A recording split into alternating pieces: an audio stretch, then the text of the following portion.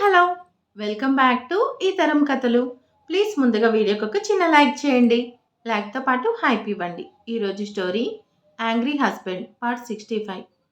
రచించిన వారు సుజాత గారు. ఇక లేట్ చేయకుండా స్టోరీలోకి వెళ్ళిపోదాం. రాఖీ దక్షని పొగుడుతూ ఉంటే శ్రేష్ఠ మాత్రం చాలా కోపంగా చూస్తుంది. తను ఎందుకంత కోపంగా చూస్తుందో దక్షకి అర్థమవుతుంది. తప్పదు, చిట్టి చెల్లెలు వచ్చి నాతో మాట్లాడేదాకా నువ్విలా సింగిల్‌గా ఉండాల్సిందే. ఒక్కసారి నాతో మాట్లాడు, మీ ఇద్దరిని కలిపేస్తాను. నువ్వు మాట్లాడకపోతే ఇలాగే ఉండాలి అని మనసులో అనుకుంటూ శ్రేష్ఠ వైపు చూసి చిన్న స్మైల్ ఇస్తుంది దక్ష. శ్రేష్ఠ మాత్రం చాలా సీరియస్‌గా అక్కడి నుంచి వెళ్ళిపోయింది. ఈ అక్క చెల్లెలిద్దరూ ఎప్పుడు మాట్లాడుకుంటారో ఏంటో అని ఆది మాత్రం తెగ ఫీల్ అవుతూ ఉంటాడు. ఇదేమో అమ్మోరు తల్లి మాట్లాడదు. అలాగే వదిన కూడా పంతం పట్టి కూర్చుంది. ఏం చేయాలో అర్థం కావట్లేదు పాపం ఆదికి. అక్క ఇవాళ ఆఫీస్లో చాలా తక్కువగా ఉంది. అందుకని ఫ్రెండ్స్తో సరదాగా బయటకు వెళ్తున్నాను. అలాగా, మీ ఫ్రెండ్స్తో బ్యాచిలర్ లైఫ్ని హ్యాపీగా ఎంజాయ్ చెయ్యి. తర్వాత వీలవుతుందో లేదో అంటుంది దక్ష. నాకు ఎప్పుడైనా వీలవుతుందిలే. అమ్మను మాత్రం గుడిలో వదిలిపెట్టి వెళ్తున్నాను. తన ఇష్టం, తను ఎప్పుడు వచ్చినా నాకు సంబంధం లేదు అంటూ వర్ధిని గారిని అక్కడి నుంచి తీసుకుని వెళ్తాడు రాఖీ. నేను ఖాళీగా ఎందుకు ఉండాలి? రాఖీ ఎలాగో బయటికి వెళ్తున్నాడు కదా. తన కంపెనీకి వెళ్తాను. వాడు ఎలా వర్క్ చేస్తున్నారో నేను కూడా తెలుసుకుంటాను అని తాతగారు రాఖీ ఆఫీస్కి బయలుదేరతారు. అలాగే తాతగారు, అలా వదిలేయకూడదు కదా. అప్పుడప్పుడు రాఖీని గమనిస్తూ ఉండాలి. మీరు వెళ్ళి తన వర్క్ ఎలా ఉందో ఒకసారి చూడండి. సరేరా, నువ్వు జాగ్రత్త అని చెప్పి బయటకు వెళ్తాడు తాతగారు. ఆది లోపలేవో ఫైల్స్ సర్దుకుంటూ ఉంటాడు. అందరికీ హెల్ప్ చేస్తుంది. వాళ్ళు అడగకపోయినా కల్పించుకొని మరీ చేస్తూ ఉంటుంది కదా. తనకి నేను గుర్తుకు రానా అని అడుగుతూ పద్మ అంటుంది శ్రేష్ఠ. దక్ష చిన్నగా నవ్వుకొని మా చెల్లె నా తోడికోడలయ్యింది అని నేను చాలా సంతోషపడుతున్నాను అని చెప్పు పద్మ అంటుంది దక్ష కూడా. నిజానికి అక్కడ పద్మ లేదు. తన పేరు వాడుకొని వీరిద్దరూ మాట్లాడుకుంటున్నారు. కాదు, పోట్లాడుకుంటున్నారు. అవును, ప్రపంచంలో అందరి గురించి తనకు కావాలి.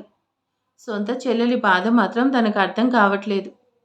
ఇంటి పెద్ద కోడలని గొప్పగా చెప్పుకోవడం కాదు, ఎవరెవరికి ఏ ప్రాబ్లమ్స్ ఉన్నాయో కూడా చూడాలి అని తెలుసుకోమని చెప్పు పద్మ.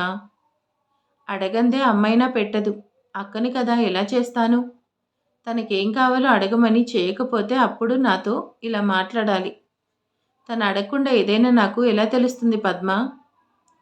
సొంత చెల్లెల్ని నాకు హెల్ప్ చేయడానికి దిక్కులేదు, కానీ ఊళ్ళో వాళ్ళకి మాత్రం తెగ హెల్ప్ చేస్తుందట. అయినా వాళ్ళకి ఆకుల్లో ఆకుల్లో, కాని వాళ్ళకి కంచాల్లో అంటే ఇదేనేమో. సొంత వాళ్ళని కూడా పట్టించుకోవాలని మీ దక్షకి చెప్పు పద్మ అంటుంది శ్రేష్ఠ. వాళ్ళు హెల్ప్ చేయమని అడిగారు, అందుకే చేశాను. మీ మేడంకి కూడా ఏం కావాలో అడగమను, చేస్తాను. చేయకపోతే అప్పుడు గొడవ పడాలి. తన ప్రాబ్లం ఏంటో తెలియకుండా నేను ఎలా హెల్ప్ చేస్తాను పద్మ అంటుంది శ్రేష్ఠ. ఇక శ్రేష్ఠకి తిక్కరేగి ఫాస్ట్గా దగ్గరికి వచ్చి, నా ప్రాబ్లం ఏంటో నీకు తెలీదా? నిజంగా తెలీదా అని గొడవకు దిగుతుంది. నిజంగా తెలీదు సిస్టర్, ఏంటో చెప్పు ఆ అని గట్టిగా అరిచి, ఇది నువ్వే అర్థం చేసుకోవాలి. నేను ఎలా చెప్పి చేస్తాను అంటూ ఉడుక్కుంటుంది శ్రేష్ఠ. దక్ష గట్టిగా నవ్వుతుంది. నిన్ను అంటూ కోపంగా దక్ష దగ్గరికి వస్తుంటే అప్పుడే ఆది బయటికి రావడం చూసి సైలెంట్గా ఉంటుంది. వదిన, మేమిద్దరం ఆఫీస్కి వెళ్తున్నాం అని చెప్పి శ్రేష్ఠ ఆది ఇద్దరు వెళ్తారు. వెళ్ళేటప్పుడు శ్రేష్ఠ వెనక్కి తిరిగి వాళ్ళ అక్క వైపు సీరియస్గా చూసి వెళ్తుంది. వాళ్ళిద్దరూ వెళ్ళిన తర్వాత దక్ష పెద్దగా నవ్వుతుంది. 3 జంటల్ని పిలిపించి పుట్టింట్లో జరగాల్సిన కార్యక్రమాలన్నీ ఘనంగా జరిపిస్తారు. ముగ్గురికి మొదటి రాత్రి అక్కడే జరిపించి చీర సారెలతో విలువైన కానుకలతో ఘనంగా అత్తారింటికి సాగనంపుతారు. వాళ్ళ ముగ్గురికి కూడా మొదటి రాత్రి జరిపించింది, నన్ను పట్టించుకోవట్లేదు అని రుసరుసలాడుతూ ఉంటుంది శ్రేష్ఠ. లడ్డు చెప్పడంతో కీర్తనని ఇంట్లో అందరూ చాలా బాగా చూసుకుంటూ ఉంటారు. తను కూడా అందరితో చాలా మంచిగా ఉంటుంది. తను కూడా ఇంట్లో ఒకరిగా బాగా కలిసిపోయింది. అక్కడ రోహిత్ కూడా ఈ గవర్నమెంట్ ప్రాజెక్టు కోసం బాగా కష్టపడుతున్నాడు. సీమాకి కూడా 2 రోజుల క్రితమే ప్రెగ్నెన్సీ కన్ఫర్మ్ అవడంతో రోహిత్ కూడా చాలా హ్యాపీగా ఉంటాడు. ఈ గవర్నమెంట్ ప్రాజెక్ట్ ఎలాగైనా తనే సంపాదించాలని, సీమని సర్ప్రైజ్ చేయాలని ఆలోచిస్తున్నాడు. అందుకని అడ్డదారిలో వెళ్ళైన ప్రాజెక్టుకి సొంతం చేసుకోవాలని ట్రై చేస్తున్నాడు. మిగతా వాళ్ళందరినీ డబ్బిచ్చి మేనేజ్ చేయొచ్చు లేదా భయపెట్టొచ్చు. అసలు మిగతా వాళ్ళ గురించి రోహిత్ టెన్షన్ లేదు. తను భయపడేది కేవలం జై కూడా పోటీకి వస్తున్నాడనేది మాత్రమే తనను భయపెడుతుంది. జై పోటీకి వస్తే ఈ కాంట్రాక్ట్ రోహిత్కి రాదు అనే భయం కూడా కలుగుతుంది. ఆ టైంలో జై అక్కడ లేకుండా ఉంటే చాలు, ఈ కాంట్రాక్ట్ నాకి. ఆ టైంకి జైని అక్కడికి రాకుండా ఎలా ఆపాలా అని ప్లాన్ వేస్తూ ఉంటాడు రోహిత్. జై అక్కడికి వచ్చినా సరే ఖచ్చితంగా టెండర్ వేసే టైంకి అక్కడ లేకుండా ఉంటే కాంట్రాక్ట్ తనకి ఎంతో మంచి కాంట్రాక్ట్ సంపాదించి సీమను సంతోషపరచాలి. ఆ టైంలో అక్కడికి రాకుండా ఉంటే ఎలా ఆపాలా అని తన ప్రయత్నాలు తను చేస్తూ ఉంటాడు రోహిత్. చూస్తుండగానే గవర్నమెంట్ ప్రాజెక్టు కోసం అందరూ టెండర్ వేయడానికి అక్కడికి వస్తారు. ఏంటి జై, టెండర్ కొట్టేద్దామని ఆశతో వచ్చినట్టున్నావు, కానీ అది నీకు రాదు. ఏంటి రోహిత్, ఈ మధ్య కొత్తగా జ్యోతిష్యం చెప్పడం నేర్చుకున్నావా ఏంటి? ఇది నాకే వస్తుందని కరెక్ట్గా చెప్తున్నావు అని అంటాడు జై. దీనికి జ్యోతిష్యం నేర్చుకోవాల్సిన అవసరం లేదు. నాకు పోటీ వస్తున్న నిన్ను తప్పిస్తే చాలు, ఇది నాదే అంటాడు రోహిత్. నన్ను తప్పించడం నీ వల్ల కాదు, ఇంకేదైనా ట్రై చేయి అంటాడు రోహిత్. నిన్ను చంపాల్సిన అవసరం లేదు జై, ఆ టైంకి నిన్ను ఇక్కడి నుంచి పంపిస్తే చాలు కదా. అయినా టెండర్ వేయడానికి వచ్చి నేను ఎందుకు వెళ్తాను అంటాడు జై. నువ్వు వెళ్ళవు, నిన్ను పరిగెత్తుకుంటూ వెళ్ళేలా నేను చేస్తాను. నువ్వేం చేసినా సరే నేను వెళ్ళను కదా అని కాన్ఫిడెంట్గా చెప్తాడు జై. అక్కడ నీ భార్య ప్రాణాల ప్రమాదంలో ఉన్నాయంటే కూడా వెళ్ళవా అంటూ కన్నింగా నవ్వుతాడు. ఏం మాట్లాడుతున్నావు? మీ ఇంట్లో జరిగేది లైవ్ చూడు అంటూ తన ఫోన్కి ఇస్తాడు. 1 గంట వెనక్కి వెళ్తే జై ఇంట్లో నుంచి బయటకు రాగానే ఏం జరిగిందో చూద్దాం. 4 రౌడీలు బాగా తాగేసి సెక్యూరిటీని కొట్టి ఇంట్లోకి వస్తారు. పాపం దక్ష అదృష్టం ఏంటంటే ఇంట్లో వర్ధిని గారు, పద్మ మాత్రమే ఉంటారు. మిగిలిన అందరూ బయటకు వెళ్తారు. ఎవరి పనులు వాళ్ళకు ఉన్నాయని జైకి చెప్పే వెళ్ళారు. ఎవరు మీరు, లోపలికి వస్తారేంటి, బయటకు వెళ్ళండి అంటూ దక్ష వాళ్ళతో గట్టిగా చెప్తుంది. 4 నవ్వుకుంటూ ఇంట్లోకి రావడం కాదే, నీ బెడ్ మీదకు కూడా వస్తాను చూస్తావా అంటాడు. ఆ మాటకి దక్షకి కోపం వచ్చి వాడి చెంప పగల కొడుతుంది. పిచ్చి పిచ్చిగా మాట్లాడితే చెప్పుతో కొడతాను, నోరు మూసుకొని బయటికి వెళ్ళండి. ఇంత ధైర్యం కాకపోతే మమ్మల్ని కొడతావే అంటూ దక్ష జుట్టు పట్టుకొని తనని విసురుతాడు. దక్ష దూరంగా వెళ్ళి కింద పడుతుంది. అమ్మ అని తన బంప్ మీద చేపెట్టుకొని మెల్లిగా పైకి లేస్తుంది. ఏయ్, ఎవరు మీరు అనుకుంటూ పద్మ, వర్ధిని వస్తారు. వాళ్ళిద్దరిని 2 పీకి పక్కన కూర్చోపెడతారు. ఫస్ట్లో ధైర్యంగానే ఉంది దక్ష, కానీ ఇప్పుడు తనకి భయం వేస్తుంది. పైగా ఇంట్లో ఎవరూ లేకపోయేసరికి ఏడుపు వస్తుంది. అది చూడగానే జైకి కోపంతో పిడికిలి బిగుసుకుంటుంది. ఫాస్ట్గా వచ్చి రోహిత్ గొంతు పట్టుకొని మర్యాదగా వాళ్ళని బయటకు వెళ్ళమని చెప్పు, లేదంటే అక్కడ నా భార్య సంగతి తెలియదు, కానీ నువ్వు మాత్రం చచ్చిపోతావు అంటూ గొంతుని ఇంకా గట్టిగా నొక్కుతూ ఉంటాడు జై. రోహిత్ నవ్వుతూ జై విడిపించుకొని, అన్నిటికీ ఇలా ఆవేశపడకూడదు. నీ భార్య ప్రాణాలు నా చేతుల్లో ఉన్నాయి. నేను ఇలా చిటిక వేస్తే వాడు ఇలా పొడుస్తాడు. మరి ఫోన్ చేయమంటావా? రోహిత్ ప్లీజ్ ఫోన్ చేయకు, తనకేం కాకూడదు. ఆలోచించుకో, నీకు నీ భార్య కావాలా, ఈ గవర్నమెంట్ ప్రాజెక్ట్ కావాలో నువ్వే ఆలోచించుకో అంటూ తన ఫోన్ తీసుకొని లోపలికి వెళ్ళిపోతాడు రోహిత్. ఫ్యామిలీ మెంబర్స్ అందరికీ కాన్ఫరెన్స్ కాల్ కలిపి జరిగిందంతా చెప్తాడు. మేము ఇప్పుడే బయలుదేరుతున్నామని చెప్పి అందరూ వాళ్ళ పనులు వదిలేసి ఇంటికి బయలుదేరుతారు. చివరికి జై కూడా అక్కడి నుంచి బయలుదేరుతాడు. వీడియోలో దక్ష ఏడవడం చూసి జైకి చాలా బాధగా అనిపిస్తుంది.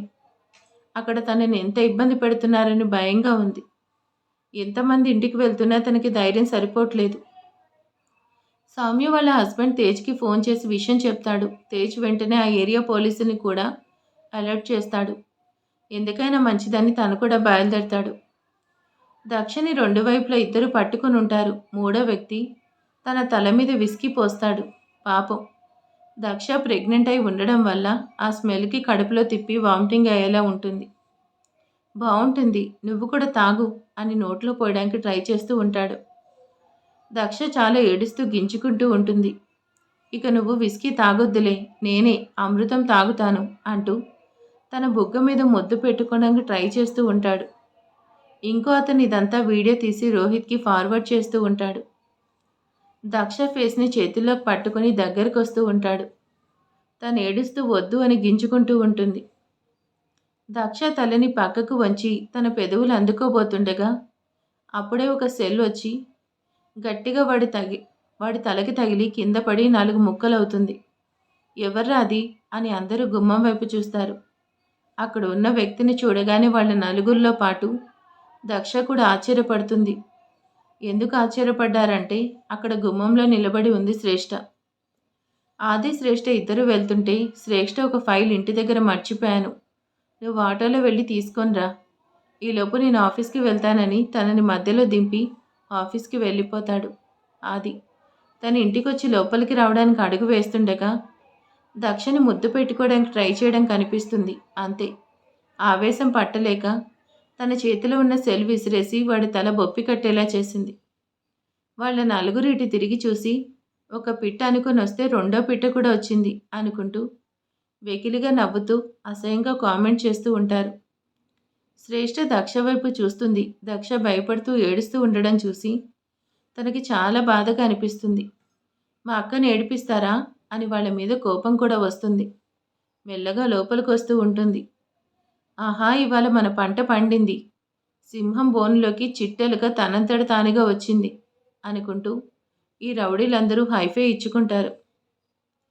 శ్రేష్ఠ దక్ష దగ్గరికి వచ్చి కన్నీళ్లు తుడిచి తన భయాన్ని కంట్రోల్ చేయడానికి హత్తుకొని ఏడవకూడదు, ఇలాంటి పరిస్థితుల్లో ధైర్యంగా ఉండాలి కానీ ఏడవకూడదు అని చెప్పి తన కన్నీళ్లు తుడిచి తన ఒంటి మీద విస్కీ ఉండడం చూసి పద్మ అని పిలుస్తుంది. చెప్పండి మేడం, ఫాస్ట్గా వెళ్ళి అక్కకి హెడ్ బాత్ చేయించు, 5 నిమిషాలు ఇక్కడికి తీసుకురావాలి అంటుంది. వాళ్ళు రౌడీలు, నువ్వు కూడా లోపలికి రా అని దక్ష శ్రేష్ఠ చేపట్టుకొని పిలుస్తుంది. శ్రేష్ఠ దక్ష చేతిని వదిలించుకొని ఆ చేతిని పద్మ చేతికి అందించి త్వరగా ఇక్కడికి రావాలి అని చెప్పి ఇద్దరిని లోపలికి పంపిస్తుంది. ఏంటే, నువ్వేమైనా పెద్ద ఝాన్సీ రాణివా లేదంటే కిరణ్ బేడీవా, నిన్ను చూసి భయపడాలా? మీ అక్కని లోపలికి పంపిస్తే మాత్రం మేము వదులుతామా ఏంటి? ఫస్ట్ నువ్వు, ఆ తర్వాత మీ అక్క, ఇవాళ మా నలుగురికి పండగే అంటూ ఒళ్ళు విరుచుకుంటారు. ఇంకొకడు శ్రేష్ఠకి దగ్గరగా వచ్చి తనని పట్టుకొని ఇందాక దక్షిని ఎలా ముద్దు పెట్టుకోవాలని ట్రై చేశాడో ఇప్పుడు శ్రేష్ఠ అని కూడా అలాగే ముద్దు పెట్టుకోవడానికి ట్రై చేస్తున్నాడు. జైకి చాలా టెన్షన్గా ఉంది. దక్షిని కిందకి నెట్టారు. తన కింద పడింది. పాపం ఎంత నొప్పిగా ఉందో ఏంటో. అమ్మకి కూడా ఏం కాకూడదు, ఆ కాంట్రాక్ట్ పోయినా పర్లేదు, నాకు దక్ష ముఖ్యం అనుకుంటూ కార్ చాలా ఫాస్ట్గా డ్రైవ్ చేసుకుంటూ వస్తున్నాడు. జై ఇంటికి ఆ మీటింగ్ జరిగే ప్లేస్కి మినిమం 4 ప్రయాణం ఉంటుంది, అది కూడా ట్రాఫిక్ లేకపోతే. కానీ ఇప్పుడు ట్రాఫిక్ హెవీగా ఉంది, ఫాస్ట్గా వెళ్ళాలని దక్షకి ఏమన్నా అవుతుందేమో అని 1 వేలో కూడా చాలా ఫాస్ట్గా వస్తున్నాడు జై. కీర్తన కూడా లడ్డుకి హెల్ప్ చేస్తాను అంటూ తనతో వెళ్తుంది. విషయం తెలియగానే వాళ్ళు కూడా ఫాస్ట్గా వెనక్కి వస్తున్నారు. ఆది రాఖీ కూడా వెనక్కి వస్తున్నారు. తాతగారికి మాత్రం విషయం చెప్పలేదు, ఎందుకంటే ఆయన టెన్షన్ పడతారని. రాఖీ డ్రైవ్ చేస్తూనే తన ఫ్రెండ్ సర్కిల్ ఎక్కువగా ఉండడంతో కొంతమందికి విషయం చెప్పి ఎవరైనా మా ఇంటికి దగ్గరగా ఉంటే అర్జెంటుగా ఇంటికి వెళ్ళండి అని ఆర్డర్ వేస్తాడు. పైగా వాళ్ళ ఫ్రెండ్స్ ఆ విషయాన్ని వేరే ఫ్రెండ్స్కి కూడా పాస్ చేసి అలా ఒకటి నుంచి ఒకరికి చాలామందికి న్యూస్ తెలిసి అందరూ ఇంటికి బయలుదేరారు. మొత్తానికి ఆ ఏరియాకి దగ్గరలో ఉన్న వాళ్ళందరూ జై ఇంటికి బయలుదేరారు. అలాగే తేజ్ చెప్పిన విధంగా పోలీసులు కూడా బయలుదేరారు. తేజ్ కూడా దారిలోనే ఉన్నాడు. చూద్దాం వీళ్ళల్లో ఎవరు ఫస్ట్ ఇంటికి వస్తారో. ఏంటి, మీ అక్కని కాపాడాను అనుకుంటున్నావా? మీ ఇద్దరు ఇవాళ మాకు అడ్డంగా దొరికిపోయారు. ఆషాఢంలో 1+1 ఆఫర్ ఇచ్చినట్టు మీ అక్క కోసం వస్తే నువ్వు కూడా తగిలావు అంటూ తన బుగ్గ మీద వేలు పెట్టి రాస్తాడు. శ్రేష్ఠ కోపంతో ఆ చేతిని విసిరి కొడుతుంది. ఏంట్రా ఇది, రెచ్చిపోతుంది. మీ ఇద్దరు పట్టుకోండి, ఇవాళ హాల్లో తనకి నాకు ఫస్ట్ నైట్ జరుగుతుంది, మీ అందరూ చూడండి. నువ్వు మాత్రం వీడియో తీస్తూనే ఉండు, ఈ వీడియోని తీసుకెళ్ళి సోషల్ మీడియాలో పెడతాను అని వీరిద్దరూ పట్టుకుంటే ఒకడు వీడియో తీస్తూ ఉంటే ఒకతను వచ్చి శ్రేష్ఠని ముద్దు పెట్టుకోవడానికి ట్రై చేస్తుంటాడు. శ్రేష్ఠ 2 చేతుల్ని గింజుకుంటూ ఆ రౌడీ దగ్గరికొచ్చి ముద్దు పెట్టుకోబోతుండగా కాలు పైకెత్తి మోకాళ్ళతో వాడి సెంట్రల్ పాయింట్ మీద కొడుతుంది. అంతే. 2 చేతులు తొడలు మధ్యలో చేతులు పెట్టుకొని అబ్బా అనుకుంటూ కింద పడి నొప్పులు పడుతూ ఉంటాడు. మిగతా ఇద్దరిని కూడా చేతులు విదిలించుకొని అప్పుడే ఇల్లంతా ఊడ్చి మూలలో పెట్టిన ఒక చీపురు తీసుకొనొచ్చి దాన్ని వెనక్కి తిప్పి ఒక్కొక్కడిని వీరమాతుడు ఉతుకుతుంది. ఎలా కొడుతుందంటే చివరికి చీపురు కట్టు కూడా విరిగిపోతుంది. ఇక కొట్టడానికి ఏం కనిపించట్లేదు, అన్నీ వెతుకుతూ ఉంటుంది. అప్పుడే పద్మ దక్షకి హెడ్ బాత్ చేయించి తీసుకొచ్చి సోఫాలో కూర్చోబెడుతుంది. శ్రేష్ఠ దగ్గరికొచ్చి నువ్వు ఓకే కదా? అవును అని తల ఊపుతుంది. అక్కని కాలు మీద కాలు వేసుకోమని చెప్పి జ్యూస్ తెచ్చిచ్చి నువ్వు తాగుతూ చూడు అని చెప్పి లోపలికి వెళ్ళి బూజు దులిపే కర్ర, ఇల్లు క్లీన్ చేసి స్టిక్ అన్నీ తీసుకొని వచ్చి ఒక్కడిని కొడుతూ ఉంటుంది. శ్రేష్ఠకి భయం వేయట్లేదు, ఎందుకంటే తను కరాటే నేర్చుకుంది. ఏంటే ఇది చూస్తే మేము భయపడతామా అని ఆ 2 విరక్కొట్టి పక్కన పడేస్తారు ఆ రౌడీలు. ఇక తన చున్నీని తీసి నడుంకి కట్టి తన కరాటే పంచులతో ఒక్కొక్కరికి చుక్కలు చూపిస్తూ ఉంటుంది. లోపల ఏం జరుగుతుందో ఏమో అని టెన్షన్ పడుతూ మిగిలిన వాళ్ళందరూ ఉంటారు. ఫస్ట్ రాఖీ లోపలికి వస్తాడు. రాఖీ వచ్చేసరికి ఒక్కొక్కరికి తాట తీస్తూ ఉంటుంది శ్రేష్ఠ. వెళ్ళి తనకి హెల్ప్ చేయాలనే విషయం కూడా మర్చిపోయి కళ్ళు నోరు పెద్దవిగా తెరుచుకొని ఆశ్చర్యంగా చూస్తూ ఉంటాడు రాఖీ. అప్పుడే జై కూడా రాఖీకి ఫోన్ చేస్తాడు. ఆ ఫోన్ సౌండ్ కురికి పడి ఫోన్ లిఫ్ట్ చేసి హలో బావా, నువ్వు ఇంటికి వెళ్ళావా? ఏంట్రా ఏమవుతుంది? దక్ష బాగానే ఉందే కదా, ఏదో ఒకటి చెప్పరా? బావా ఒక్క నిమిషం నువ్వు ఫోన్ పెట్టేయి అని జై ఫోన్ పెట్టగానే వీడియో కాల్ చేసి అక్కడ జరిగేది మొత్తం చూపిస్తాడు. ఇప్పటిదాకా ఏం జరుగుతుందోనని బాగా టెన్షన్ పడిన జై ఆ 4 రౌడీలని శ్రేష్ఠ ఒక్కతే తన కరాటే పంచులతో కొడుతూ ఉంటే అప్రయత్నంగా తన పెదవులపైన చిరునవ్వు వస్తుంది. రాఖీ దక్ష ఎలా ఉంది అని అడుగుతాడు. తను వెంటనే ఆ ఫోన్ తీసుకెళ్ళి దక్షకిస్తాడు. శ్రీవారు నేను బాగానే ఉన్నాను, భయమేసిందిరా, కాంట్రాక్ట్ కూడా వద్దనుకొని నీకోసం బయలుదేరి వచ్చేస్తున్నాను. హెవీ ట్రాఫిక్ మధ్యలో ఇరుక్కుపోయాను, నీకేమవుతుందో అని ఎంతో టెన్షన్ పడుతున్నాను తెలుసా. శ్రీవారు వెనక్కి రావద్దు, నిన్ను ఈ పరిస్థితుల్లో వదిలేసి నేను వెళ్ళను, ఇంటికి వచ్చేస్తున్నాను అని కన్నీళ్లతో చెప్తాడు. నాకేంటి బ్రహ్మాండంగా ఉన్నాను, హాల్లో సోఫాలో కాలు మీద కాలు వేసుకొని కూర్చొని జ్యూస్ తాగుతూ యాక్షన్ మూవీ చూస్తున్నాను అని శ్రేష్ఠ చేసే ఫైటింగ్ గురించి చెప్తుంది. లేదురా, నేను వెనక్కి వెళ్ళడం అంటూ జరగదు, ఇంటికి వస్తున్నాను, నా ప్రాణం పోయినంత పనైంది తెలుసా అని బాధగా చెప్తాడు. శ్రీవారు అత్తమ్మ మీకు బ్లెస్సింగ్ ఇచ్చింది, తప్పకుండా ఈ కాంట్రాక్ట్ మీకే వస్తుంది. గవర్నమెంట్ ప్రాజెక్టు ద్వారా పేదవాళ్ళకి మంచి మెటీరియల్ తక్కువ రేటుకి ఇల్లు కట్టి చాలామందిని సొంతింటి వాళ్ళని చేస్తున్నారు. ఇది మంచి పనికి దేవుడు ఆశీస్సులుంటాయి, అలాగే అత్తమ్మ దీవెనలు కూడా ఉంటాయి. మీరు వెనక్కి వస్తే అత్తమ్మ చాలా బాధపడుతుంది, అలాగే నేను కూడా బాధపడతాను. అది కాదు, నేను ఇంటికి వస్తాను, నా వల్ల కావట్లేదు అంటాడు జీ. రండి, ఇప్పుడే రండి, కానీ ఆ కాంట్రాక్ట్ మీదే అని గుడ్ న్యూస్తో రండి. ఆ మాట కోసం నేను ఎదురు చూస్తూ ఉంటాను. నా కోసం కాదు, అత్తమ్మ కోసం. అత్తమ్మ పేరు మీద కానీ ఈ ప్రాజెక్ట్ జరుగుతుంది. ప్లీజ్ వెనక్కి వెళ్ళి ఈ ప్రాజెక్టు మనకే అని గుడ్ న్యూస్తో ఒక పెద్ద sweet box, 1 KG ice cream నా కోసం తీసుకురండి. అప్పటిదాకా నేను మీ మరదలు చేసే ఫైట్ చూసి ఎంజాయ్ చేస్తాను. సరేరా, నీకు గుడ్ న్యూస్ చెప్తాను, జాగ్రత్త అని ఫోన్ పెట్టేసి ట్రాఫిక్ క్లియర్ అవ్వడంతో తన వెహికల్ని యూటర్న్ చేసుకుని వెనక్కి వెళ్తాడు. లడ్డు, కీర్తన కూడా లోపలికి వస్తారు. శ్రేష్ఠ చేసే వీరంగాన్ని చూసి నవ్వుతారు. ఇంకా చాలు చిట్టి చెల్లి, చాలా అలసిపోయింది, నేను వెళ్తాను అని రాఖీ వెళ్తుంటే వద్దు, తనకి ఏదైనా ప్రాబ్లం అయితే అప్పుడు వెళ్ళండి అని వాళ్ళిద్దరినీ ఆపుతుంది. అరే లడ్డు, నేను ఇక్కడే జరిగిందంతా బావకి లైవ్ చూపిస్తున్నాను, నువ్వు కూడా ఇది వీడియో తీసి ఆదిగడికి పంపించు అని నవ్వుతూ జరిగేదాన్ని వీడియో తీస్తూ ఉంటారు. ఏంట్రా, మా అక్క మీద విస్కీ పోస్తారా, మా ఇంట్లోకి వచ్చి మా మీదే దౌర్జన్యం చేస్తారా అని వాళ్ళని తిడుతూ కొడుతూ ఉంటే అదంతా వీడియో తీసి వాళ్ళ ఫ్యామిలీ గ్రూప్లో పెడతాడు లడ్డు. డ్రైవింగ్లో ఉన్న ఆది కారాపి ఆ వీడియో ఓపెన్ చేసి చూస్తాడు. ఒకవేళ అక్కడ వదినకి ఏదైనా ప్రాబ్లం ఉందేమో అని దానికి సంబంధించిన వీడియో అనుకుని ఆన్ చేస్తాడు. అక్కడ శ్రేష్ఠ చుడిదార్ వేసుకొని నడుంకి చున్నీ కట్టుకొని చాలాసేపటి నుంచి కొడుతూ ఉండడం వల్ల తన క్లిప్ కూడా ఎక్కడో పడిపోయి జుట్టంతా విరబూసుకొని ఉంది. కనిపించిన ప్రతి వస్తువు వాళ్ళకి కొడుతూ ఉంటే అలా జుట్టు విడబోసుకోవడం, కోపంగా చూడడం, చేతిలో కర్ర ఇవన్నీ చూసి నిజంగానే అమ్మోరు తల్లిలా కనిపిస్తుంది ఆదికి. నా ఫ్యూచర్ ఏంటో అనుకొని కార్ స్టార్ట్ చేసుకుని ఇంటివైపు వస్తాడు. జై కూడా వెళ్ళిపోయాడు. కాంట్రాక్ట్ నాదే అనుకొని చాలా సంబరపడిపోతూ ఉన్న రోహిత్కి జై ఎంట్రీతో గుండె జారిపోతుంది. ఇదేంటి, అక్కడ వాడి పెళ్ళం ప్రాబ్లంలో ఉన్నా కానీ వీడు టెండర్ కోసం వచ్చాడు అని కప్పలా నోరు తెచ్చుకొని షాక్లో ఉండిపోతాడు రోహిత్. మరి ఇక తర్వాత ఏం జరగబోతుందో నెక్స్ట్ పార్ట్లో చూద్దాం. Thank you for watching.